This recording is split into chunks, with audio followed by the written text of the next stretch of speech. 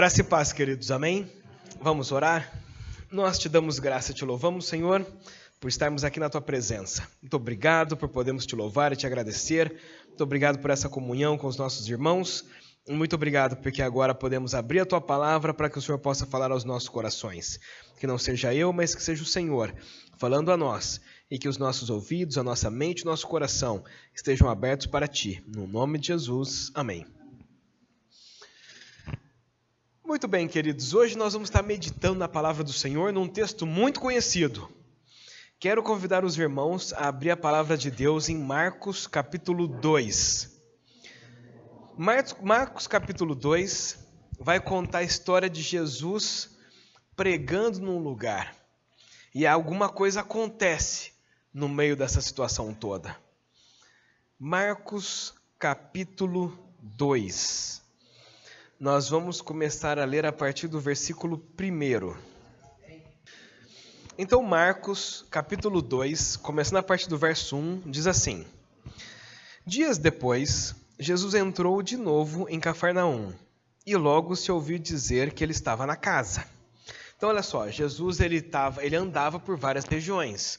E aonde Jesus ia, todo mundo ia para poder estar ali acompanhando ele. A multidão ficava andando perto de Jesus. Jesus, então, ele voltou para Cafarnaum, estava na casa de uma pessoa, todo mundo foi lá ouvir Jesus. Olha lá o verso 2. Muitos se reuniram ali, a ponto de não haver lugar nem mesmo junto à porta.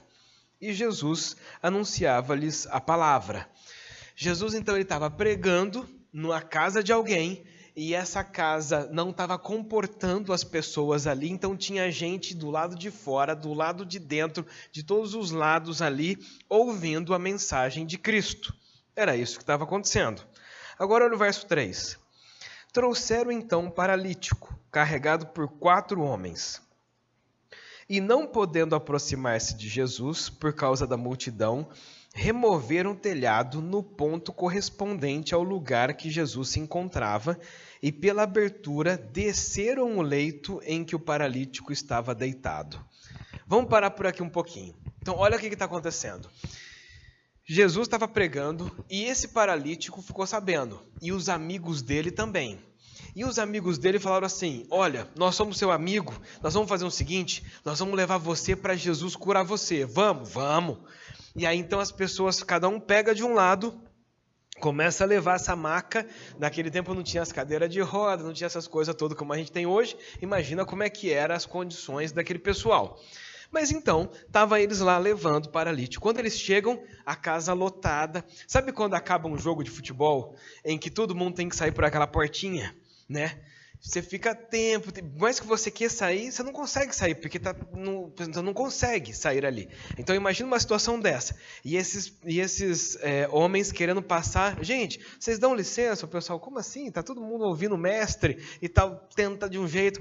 Então vamos tentar pela outra porta, não dá. Vamos entrar pela porta dos fundos, não dá. Vamos tentar passar pela janela, não dá. Tinha gente sentada na janela. Tinha gente para tudo qualquer lado naquela casa. E eles tentam de um jeito, tentam de outro, tentam do outro. Eles poderiam ter chegado para o paralítico e falado assim: olha, meu amigo, a gente veio até aqui, trouxemos você. Você já viu que a gente tentou pela porta da frente, pela porta de trás, pela porta do lado, pela porta do outro, tentamos pela janela, não deu certo. Então, vamos fazer o seguinte, vou levar você de volta para sua casa. Numa próxima ocasião, Jesus está sempre por aqui mesmo, né? Então, numa próxima ocasião, a gente pega você. Pode ser? Podia fazer isso, não podia? Mas não. Aqueles homens, eles estavam determinados. Eles estavam determinados em fazer com que aquele paralítico chegasse na frente de Jesus. Agora, sabe o que é mais interessante? Você acha que Jesus não sabia o que estava acontecendo lá fora? Você acha que não? Jesus poderia ter falado assim, Jesus está ali pregando, e aí Jesus só dá aquela esticadinha assim, e vê que está o pessoal lá tentando. Às vezes poderia ser, agora eu que estou pensando aqui, tá? Quando eu vou lendo a Bíblia, eu vou lendo e eu fico pensando assim, né? Pode ser até que os discípulos falando assim, mas você vai trazer esse paralítico agora? Jesus está no meio da pregação, então deixa pelo menos terminar e tal. Pode ser, tá? A Bíblia não fala isso, queridos, por favor, a Bíblia não fala. Mas às vezes até os próprios discípulos poderiam estar ali, não sei, poderia estar acontecendo uma situação dessa. E aí, mas Jesus só dá aquela esticadinha, ele poderia ter dado aquela esticadinha, falando assim, gente, para tudo, vamos abrir, que está vindo uma paralítica, vamos curar esse homem. E aí o pessoal ia abrir mesmo, o rapaz ia vir, Jesus poderia ter feito isso, não poderia? Mas ele não fez. E com certeza, Jesus sabia o que estava acontecendo ali fora, com certeza. E Jesus, provavelmente sabendo o que estava acontecendo, Jesus falou assim, deve ter pensado, agora eu pensando de novo, tá? Jesus pode ter pensado assim, vamos ver até onde esses homens vão. Vamos ver o que esses homens são capazes de fazer através dessa determinação que eles botaram no coração deles. E aí Jesus continua pregando, e só vendo, aí ele está pregando, de repente ele começa a ouvir um barulho passando no teto. Fala, será que é bicho? Não era, eram umas pessoas andando lá em cima. E Jesus, imagina, aqueles telhados daquele tempo, não é essas telhas de hoje, tudo mais, devia ser um negócio bem mais rústico, talvez. E Jesus pregando, já começava a cair uns negócios aqui no chão, as pessoas já começavam a fazer assim no cabelo, e Jesus não para. Jesus continua, as pessoas às vezes começavam a olhar para o teto, Jesus, gente, aqui comigo, ó. E aí Jesus continuava pregando ali para eles, e Jesus do tipo assim, vamos ver o que esse pessoal vai fazer. Sabe por quê? Porque estes homens, eles estavam determinados em levar esse paralítico na frente de Jesus, custasse o que custasse. Agora vamos parar para pensar. Quando uma criança está com sono no banco de trás do carro, que tem aí o seu 1,20 m, está lá toda largada, deitada, para a gente pegar essa criança e tirar do carro e ir levando, é trabalhoso, não é? Agora imagina um homem, né? Imagina um homem paralítico. Como que vocês acham que esse pessoal levantou ele para passar por cima do telhado e descer o pessoal lá no meio ali? Como você acha que foi isso? Né? Esses homens não devem ter sido assim, aí vamos, já tinha aquelas roldanas lá que já ia puxando a cordinha, o negócio ia levando, não tinha nada disso, eles tiveram que inventar na hora como que eles iam fazer, a casa não tinha um preparo para isso, eles tiveram que pensar como é que eles iam fazer. Um teve que levantar, teve que cavar o buraco, o outro já foi levantando o outro já foi lá em cima puxando. Eles foram fazendo de um jeito e Jesus vendo tudo sair. E Jesus, deixa eles, vamos ver onde que vai dar esse negócio. Mas estes homens, queridos, eles trabalharam duro. Eles fizeram o possível e o não possível, porque eles tinham uma coisa no coração. Nós vamos botar esse homem na frente de Jesus, porque Jesus vai poder curar esse rapaz. Nenhuma outra pessoa pode fazer isso, mas esse homem que está lá dentro, ele pode. Então nós vamos fazer o que a gente pode e o que a gente não pode, para que esse paralítico consiga chegar lá na frente. Tanto é verdade que vamos continuar lendo o texto. O texto diz assim, verso 5. Vendo-lhes a fé deles, Jesus disse ao paralítico, olha só, vendo a fé deles. O texto não diz que Jesus estava vendo a fé do paralítico. Não, se você olhar na sua Bíblia aí, você vai ver. Jesus viu a fé dos amigos dele. Jesus não estava vendo a fé do paralítico, Jesus estava vendo a fé dos amigos, porque Jesus já estava vendo o que esse pessoal estava fazendo. Lá de fora, já falou, vamos ver o que eles... Jesus viu a determinação, Jesus viu a fé, Jesus viu o esforço, Jesus viu aquilo que eles fizeram. Então, por que Jesus viu isso nos amigos do paralítico e não a fé do paralítico em si? O texto continua dizendo, Jesus disse ao paralítico, filho, seus pecados estão perdoados. E lá na frente, se a gente for ali já para o verso 11, ele diz ao paralítico, levanta, pega o seu leito e vá para casa. E ele levantou, e no mesmo instante pegou o leito. Estou no verso 12 agora. E ele levantou, e no mesmo instante pegou o leito, retirou-se à vista de todos, a ponto de todos se admirarem e darem glórias a Deus, dizendo, jamais vimos coisa assim. Olha que interessante. O texto deixa claro que Jesus olhou para a fé dos amigos. Os amigos ali, a gente lembra de Jesus, a gente lembra do paralítico, mas às vezes a gente não lembra dos amigos. Mas Jesus enfatiza os amigos. Esses amigos, eles não desistiram e eles então quiseram que Jesus tivesse a oportunidade de chegar neste homem e curá-lo. Essa é a história. Que lições que a gente pode tirar dessa história? Bom, a primeira é que existe uma unidade entre esses amigos. Imagina que eram 4 amigos, tá? Um segurando em cada lado da maca ali, né? 2 podia falar assim, vamos subir ele por cima do telhado, abrir um buraco e colocar ele lá dentro? Os outros 2, cara, não, é que uma assim, olha o tamanho desse homem, olha quantos quilos esse homem deve pesar, a gente não vai dar conta de fazer isso aí não. Eu tô fora.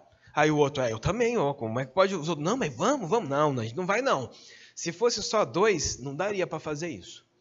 Porque, como é que eles iam fazer? Um tinha que estar cavando buraco lá do teto, o outro tinha que estar levantando, o outro tinha que estar puxando ali, tinha que ter várias pessoas trabalhando. Um não dava para fazer. 2, então, 3 já dá para pensar. E os 4 ou mais estariam ali, iria ajudar bastante. Mas se 1 ou 2 desistisse, como é que ficaria essa situação? O paralítico chegaria na frente de Cristo? Não. Então, havia uma unidade entre esses amigos. E é uma unidade na prática. Não é do tipo, vamos fazer tal coisa, queridos? Vamos. Chega no dia, não tem ninguém para poder ajudar. Não, eles estavam ali, era na prática o negócio. E também uma outra coisa que a gente pode ver nessa história é a perseverança. Porque os obstáculos chegaram. Eles tinham uma coisa em mente, nós vamos chegar e Jesus vai curar, mas eles não faziam a mínima ideia de como é que isso iria acontecer. Eles acharam que ia ser super simples. Aí eles chegam, primeiro obstáculo, um monte de gente. Segundo obstáculo, tenta de um lado, tenta do outro, tenta do lado, ninguém ajuda esse pessoal. Porque o pessoal poderia ajudar. Gente, dá licença, o cara é um paralítico, vamos respeitar, vamos deixar ele lá. Não, ninguém teve essa ideia. Ninguém. E outro obstáculo, o telhado, né? Tiveram que subir no telhado para poder colocar o homem lá de cima. Todos esses obstáculos não fizeram com que esses homens desistissem. Eles continuaram naquilo que havia sido proposto no coração deles mesmos. Outra coisa que a gente vê nesse texto é o cuidado e a intercessão desses amigos. Os amigos eram curados, sãos, fortes, saudáveis, mas eles estavam intercedendo por aquele que não podia. Ou seja, eles estavam fazendo por aquele paralítico aquilo que o paralítico não poderia fazer por ele mesmo. O paralítico não podia falar assim, gente, eu estou aqui, vamos parar um pouco? Não, ele não conseguia fazer isso. Então os amigos intercedem por ele. E essa intercessão dos amigos por ele é aquilo que Jesus viu e falou assim, interessante, é a fé desses amigos desse paralítico. E, é claro, vemos o impacto na vida das pessoas, porque quando Jesus cura este homem, o texto diz assim, no verso 12. O finzinho do verso 12 diz assim, e todos deram glória a Deus, dizendo, jamais vimos coisa assim. Aquelas pessoas foram impactadas por Cristo, mas elas foram impactadas por Cristo porque aqueles amigos fizeram todo aquele sacrifício para trazer um homem na frente de Jesus para que Jesus pudesse fazer o milagre.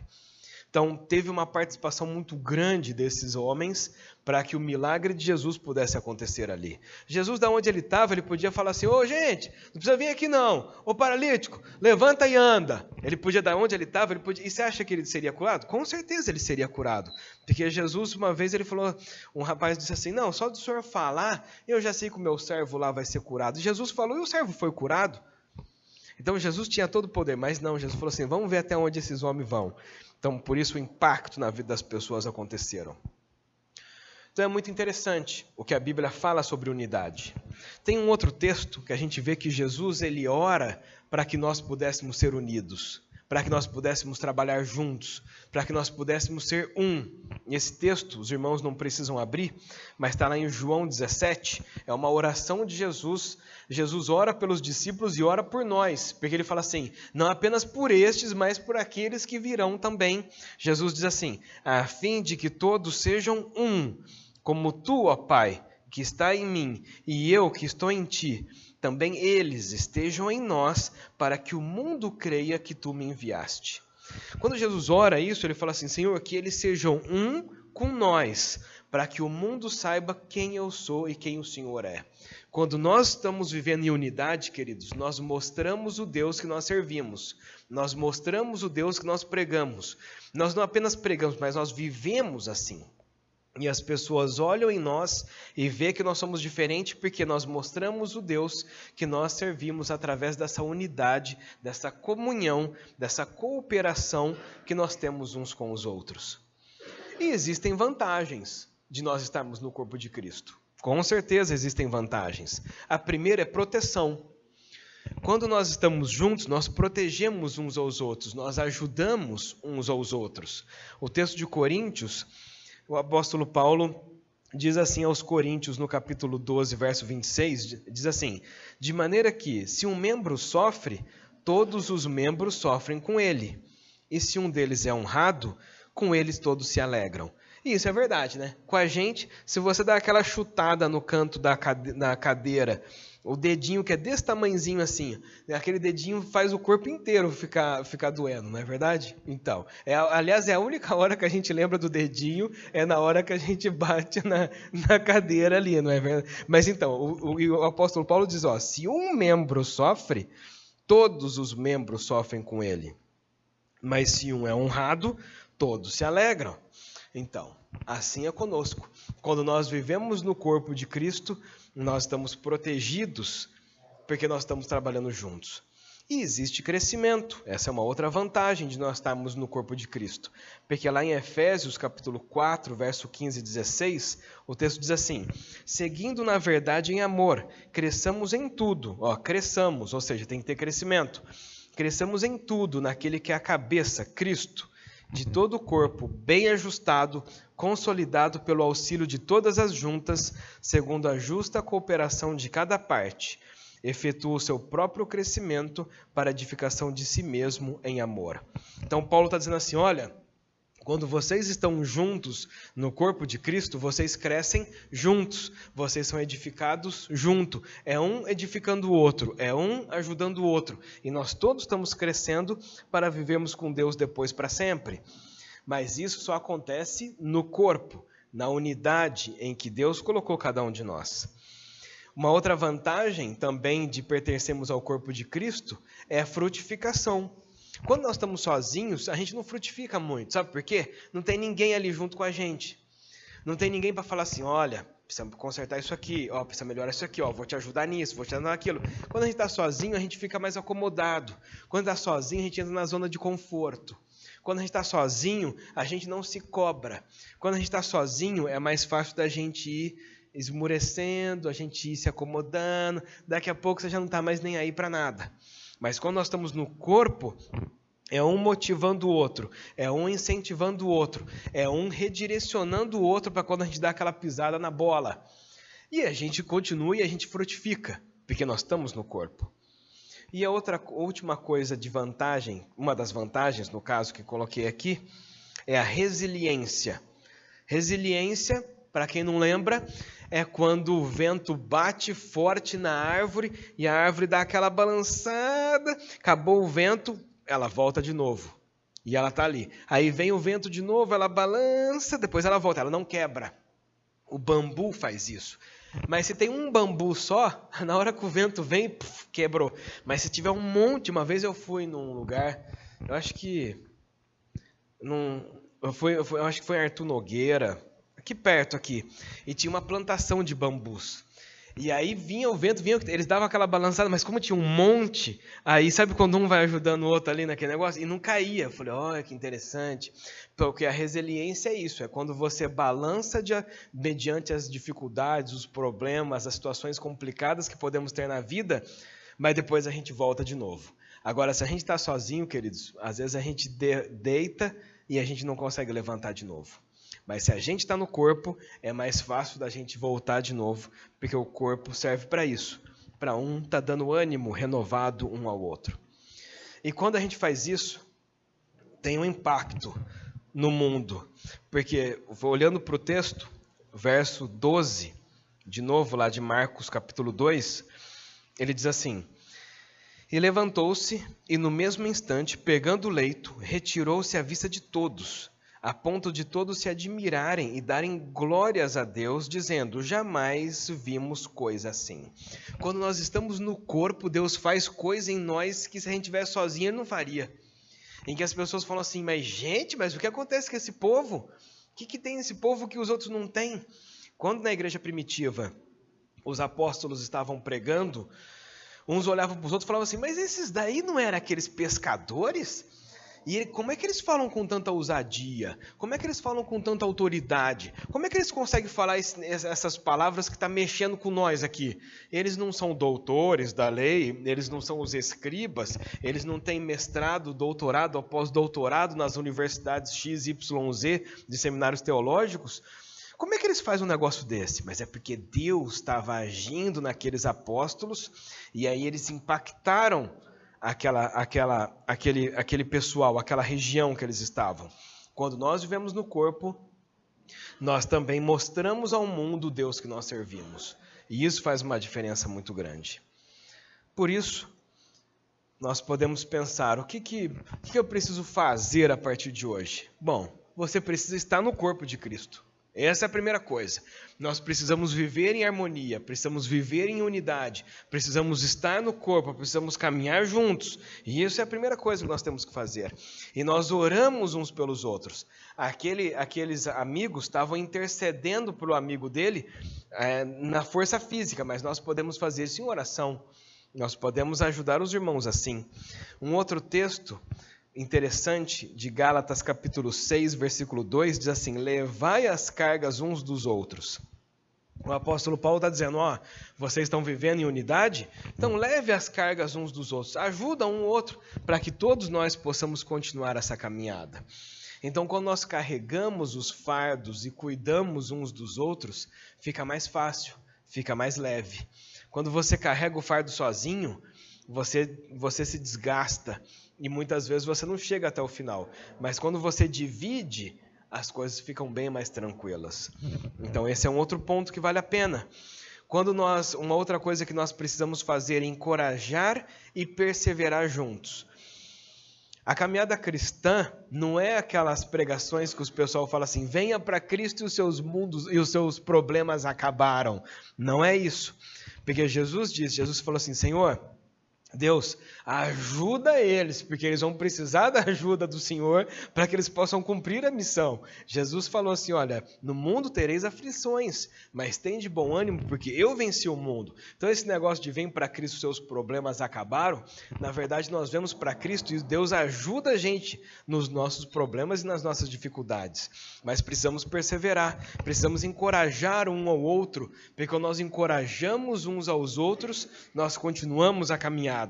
E isso não é uma caminhada de um dia, de 2, de 1 ano, ou de 3, ou de 5 anos. Mas é a caminhada até o fim, para que nós possamos conviver com Ele para sempre. Não é uma corrida de 100 metros, é uma maratona que nós um dia começamos com Cristo e nós precisamos administrar isso até conseguirmos chegar no final.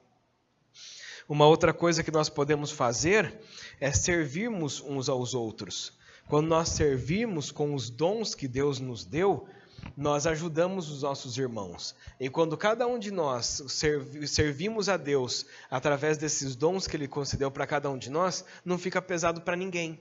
E todo mundo consegue fazer aquilo que Deus chamou você para fazer, e a igreja então cresce, e a igreja se expande, porque todos estão trabalhando em unidade, todos estão trabalhando juntos com o mesmo propósito. Então, por isso que possamos sair daqui hoje pensando que nós precisamos cumprir a vontade de Deus. E a vontade de Deus é que a igreja seja unida. Que a igreja seja unida em amor, mas também em verdade. Na verdade que está na palavra de Deus. A vontade de Deus é que nós possamos perseverar nas nossas lutas. Porque vão haver lutas, mas nós temos que perseverar em todas elas. A vontade de Deus é que nós possamos cuidar e orar uns pelos outros. Não é uma caminhada sozinha, mas é uma caminhada com muitas e muitas pessoas. Precisamos cuidar e orar uns dos outros.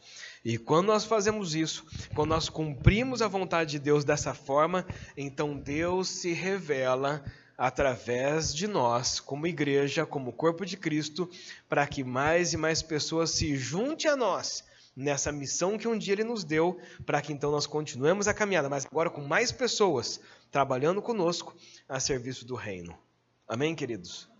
Vamos orar? Nós te damos graça e te louvamos, Pai, por meditarmos na Tua palavra.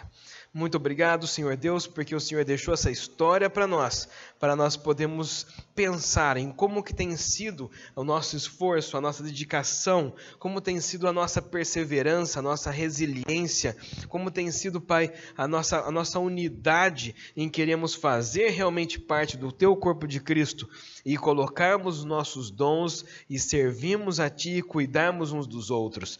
Muito obrigado por esse texto nos fazer lembrar de como que é a vontade do Senhor para nós como pessoas, mas para nós como igreja e corpo de Cristo. Que o Senhor nos ajude, dia após dia, a vivermos de acordo com a Tua palavra diz, para que assim, Pai, possamos ser usados por Ti e as pessoas possam conhecer a Ti, ser impactadas pelo Senhor através do nosso testemunho, através das nossas ações, através da nossa unidade e através da nossa disposição de queremos cumprir a Tua vontade juntos. Nós Te damos graça e Te louvamos por isso, no nome de Jesus. Amém.